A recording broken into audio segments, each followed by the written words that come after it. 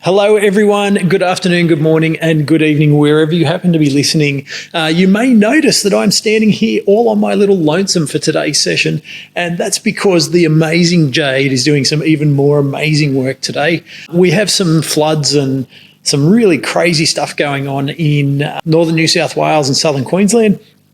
Jade's taken herself back to her homeland to help out with all of that sort of stuff, coordinating resources and recovery efforts. So big props to Jade for doing all that stuff, but you're stuck with me all on my lonesome for this wonderful Friday afternoon.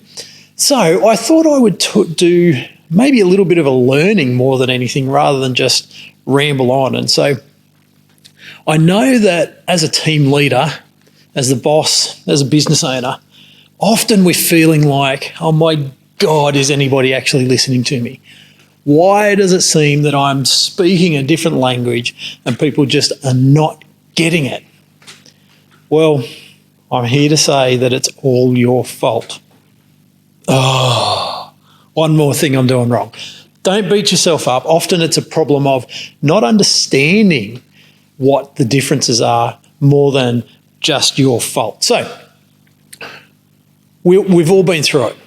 I've explained it over and over again. You know, I told this person I need them to do this way and they didn't get it. Or I sent them an email. Why didn't they do it? Like, it's clear, it's black and white.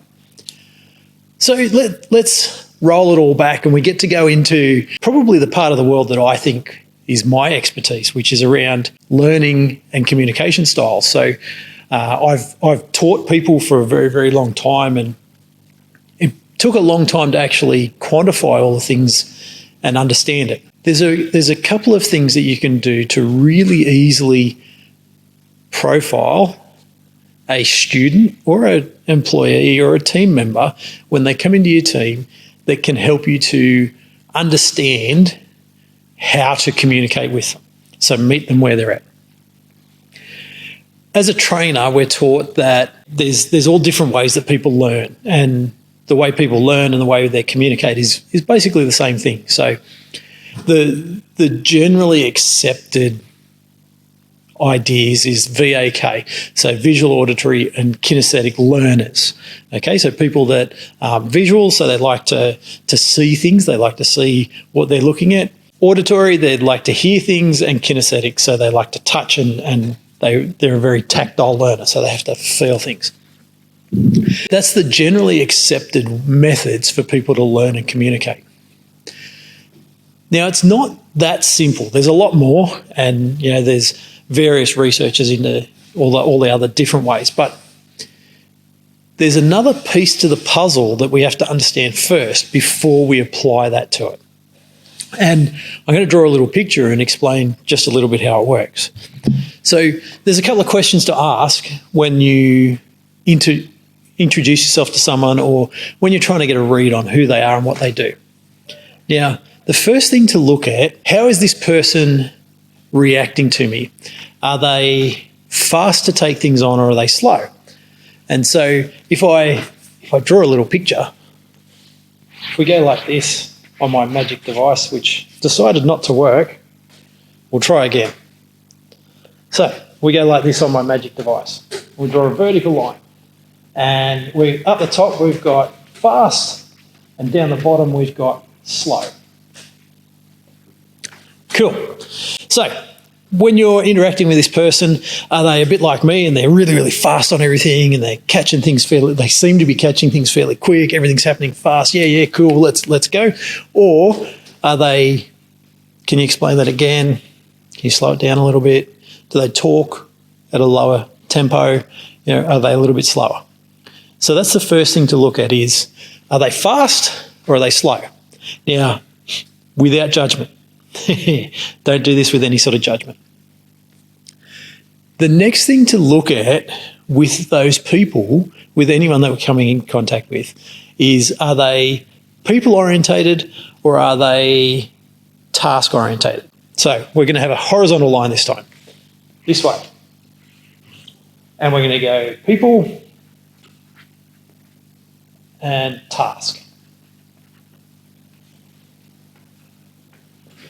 So now we've got a bit of a matrix where we can assess the people that we're coming up against. Now, why does that matter? All right, let's talk these bits first, all right?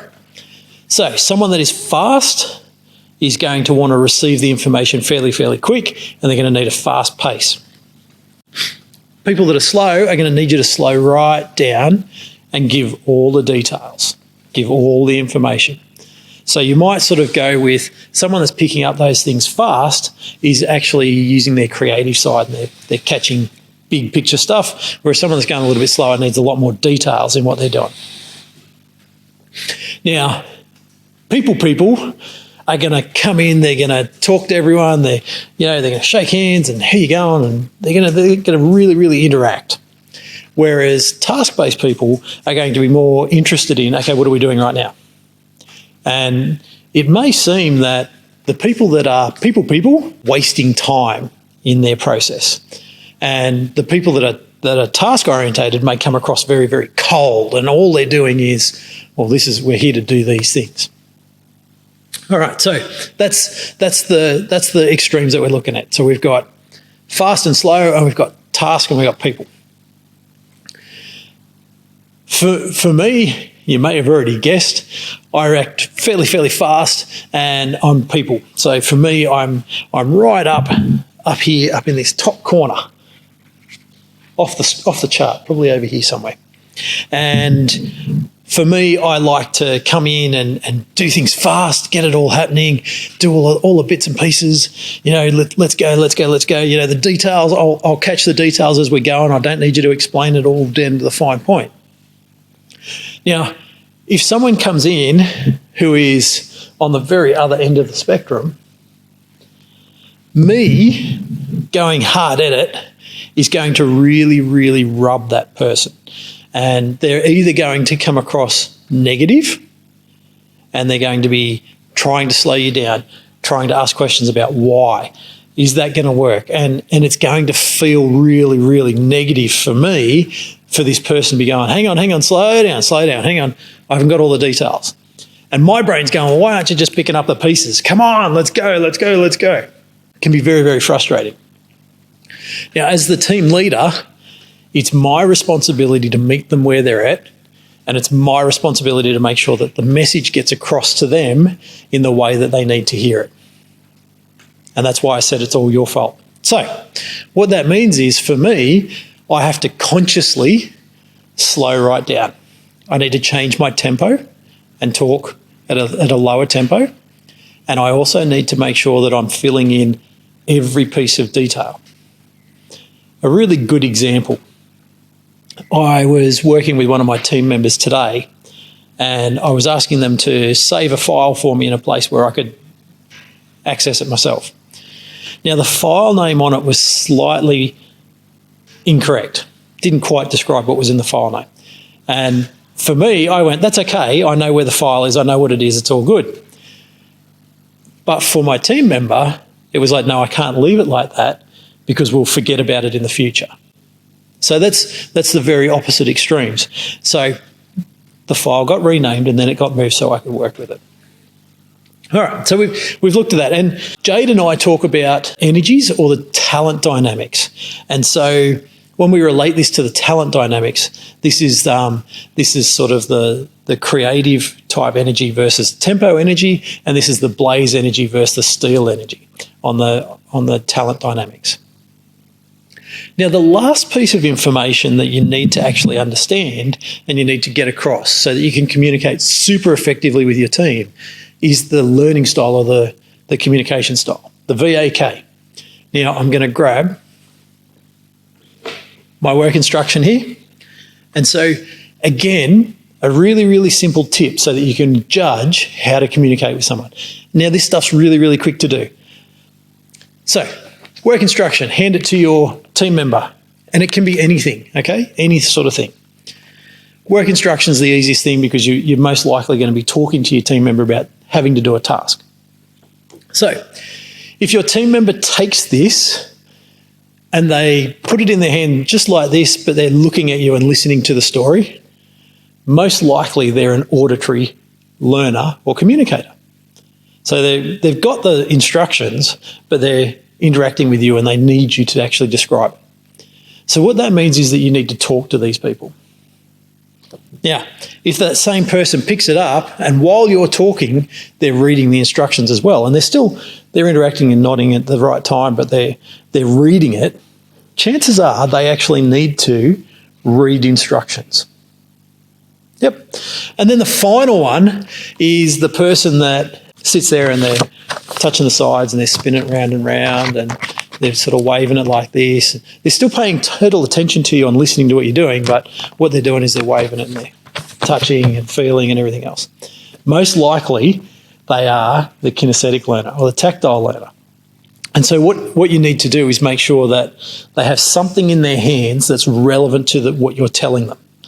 So I always love to talk about teaching tradies. And it's really, really interesting teaching tradies because most of them are kinesthetic learners. And the example that I usually use is that you can say to a tradie, or to a kinesthetic learner, I should say, let's not generalise, okay, that's blue. And they'll look at you and they'll nod, and you can say that's blue, so you see that it's blue. And yeah, they'll nod, but you can see that it's not sinking in. Okay, so you can see that it's a piece of blue Velcro and they're nodding, but it's not really making any sense. But if you put it in their hands and go, so can you see the blue Velcro? They go, yeah, that's blue, I get that. And it sounds really, really silly, but it's super true. So the act of touching joins the dots for these people so that they can embed it in their brains. So that's the third piece of really, really key information that you need to understand to effectively communicate with your team so that you can communicate with them in the way that they need it. Let's piece it all together, okay? Let's bundle it all up together, and what does it all mean? So, and I'm a bit of an oddball on some of this. So I'm really, really fast. I'm in a star profile, so I'm really, really fast, generally with people. So for me, big picture, big ideas, I can bounce through, and I'm happy to run on the fly, work with it, and all of that sort of stuff. But if you need me to fully understand something, I have to read it. So if you need me to understand the details, I have to actually read it. Because I'm a visual type learner, I actually need to read the words to cement it into my brain. So it seems like a bit of a off the wall. Jade, that's normally on this show with me, Jade is very similar to me in that we're a star profile, so things happen fast for Jade, big picture, big ideas, people, all that sort of stuff, but Jade has to hear things. So if you want Jade to understand and actually comprehend a message, you need to send her a voice message, not a text message. And then finally, your other learners that are touching things, it can be as simple as making sure that they physically get the work instruction or they physically get a part that goes with the story, like a set of bolts, a seal, a bearing, whatever it is, give them the actual piece of something to cement this goes with this. So that's how we're starting to communicate in the way that they need to read it. Now, don't forget that someone that needs lots and lots of detail, you sending them a thumbs up could equal for them, as I got told by one of my team members, the same as this. Because what you've done is you've completely ignored all the information that they need. They're looking for all the pieces of the information. And by you just giving them a thumbs up, they've not actually received what they wanted. So it's super important that you communicate the way they need it. So that means that when you send them a text message, someone that needs details and someone that is slower paced, you need to send lots of details. You need to say, hey, good morning. I hope you're well today. I need you to look at this type of work for me. There's these, you've got to go here, here, and here and give all of the details. Whereas someone that's a little faster on that and less likely to be interested in the details, instead of saying, hey, how you doing? All you do is go, you need to do this today. Yeah, cool. Thumbs up. And I've just offended my other teammate there. So it's super important to understand that. The other thing to think about is timing stuff. Now, for me, being on the top there on the fast, I'm happy for things to happen on the fly. I'm really, really happy to wing it, run through the chaos, change on the fly, redo the plans. I'm happy with all of that sort of stuff, and I'm probably less likely to be deadline orientated. Whereas someone that's running slower paced needs the deadline. They'll feel significant pressure around deadlines, but they also need to know what's happening when. So me, we're doing a training course today. We'll have lunch, sometime through the day, and we'll have a break, once we're feeling a bit tired. And at the end of the day, we'll head on out and everything should be done. That's easy. For me, that's like, yeah, cool. Okay, we're going to get some lunch at some stage. We'll have some breaks. All's good. For someone that needs that timing-based stuff or the tempo energy, they need to know, okay, at 9 o'clock, we're going to have a break. We're going to have a 10-minute break. And then at 12 o'clock, we have sandwiches and cakes coming for lunch. We'll have around about half an hour after break. And at 3 o'clock, we'll be finished for the day, so you'll be able to get out of here by 3 o'clock. Very, very different needs in that. For me, as you're trying to explain that sort of stuff, I'm going, oh, hurry up. It doesn't really matter that much. But for someone else, that gives them the safety and security. So, bit of a learning lesson. I can't wait to actually jam this out with Jade and talk a lot more about this, but I thought I'd share, just as an opportunity to share a bit of a learning moment with everyone about, communicating effectively with your team and how you can quickly communicate with them and work out how to do it without all the fancy tests and everything else. So just remember, fast or slow, people or task, and visual, auditory, or kinesthetic. Okay? Piece all of those pieces together and you'll be able to communicate effectively with your team so that they can hear you and they can actually do what you want them to do. And you won't be left feeling like you're speaking a different language. I hope you've really enjoyed this little piece of information. I do plan to jam on it with Jade. Of course, if you need help with this sort of stuff, get in touch with us, drop us a message below. Let us know how you can apply this stuff or where you've applied this stuff and if it really, really worked for you and changed something significantly. I'm Kyle and my mate Jade's not here today, but have an amazing weekend, everybody, and we will see you on the next one.